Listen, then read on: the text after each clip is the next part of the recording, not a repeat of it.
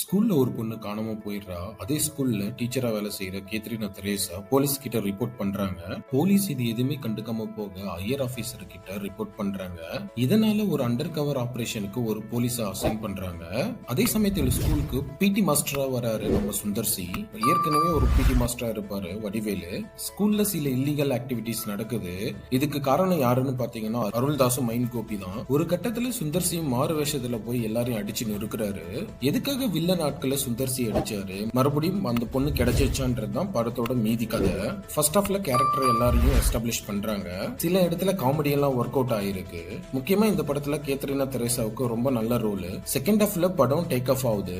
அதே மாதிரி காமெடி எல்லாம் ரொம்பவே நல்லா ஒர்க் அவுட் ஆயிருக்கு. செகண்ட் ஹாஃப்ல வடிவேலோட காமெடி எல்லாம் ரொம்பவே நல்லா இருக்கும். முக்கியமா கிளைமேக்ஸுக்கு முன்னாடி ஒரு 30 நிமிஷம் காமெடியில பட்டைய கிளப்பி இருப்பாங்க. முனிஷ்காந்த், பகவதி பெருமாள், சந்தான பாரதி, மைண்ட் கோபி, அருள்தாஸ் அவங்களுக்கு கொடுத்த கேரக்டர் எல்லாமே நல்லா பண்ணிட்டாங்க. வாணி போஜன் சின்ன ரோல்ல வந்தாலும் நல்லா இருக்கு.